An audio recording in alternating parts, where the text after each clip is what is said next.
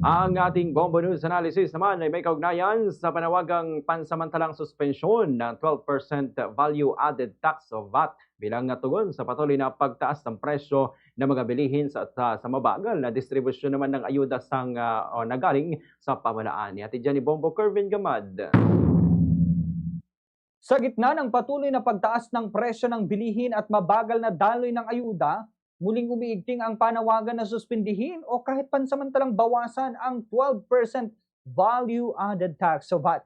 Ayon kay Senior Citizen Party List Representative Rodolfo Ordanes, ang trahedyang sinapit ng isang motorcycle taxi rider na nasawi habang nakapila para sa tulong sa Quezon City ay malinaw na larawan ng isang sistemang hindi na umaabot sa mga higit na nangangailangan. Hindi maikakaila na ang kasalukuyang mekanismo ng ayuda ay may kabagalan at kakulangan. Sa bawat oras na ginugugol ng mga mamamayan sa pagpila, may kaakibat itong panganib, pagod at kawalan ng katiyakan. Sa ganitong konteksto, ang mungkahing pansamantalang suspensyon ng VAT kahit sa loob lamang ng 90 days o 70 araw ay naglalayong mabigyan ng agarang ginhawa.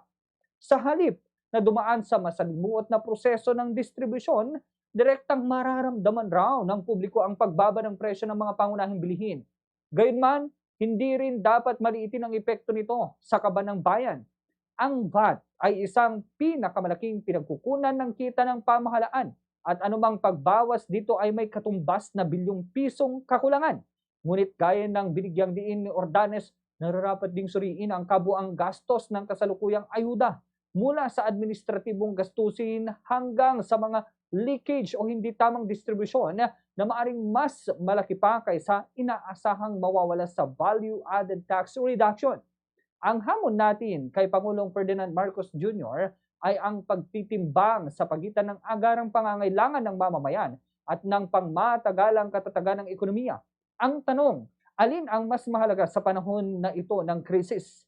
Ang pananatili ng buwis o ang agarang ginhawa sa taong bayan? Ang sagot, hindi lamang teknikal na usapin ng ekonomiya, kundi isang moral na desisyon hinggil sa kung paano tunay na paglilingkuran ang sambayanang Pilipino. Yan ang ating Bombo News Analysis. Ako si Bombo Kervin Gamad, Basta Radyo. Bombo!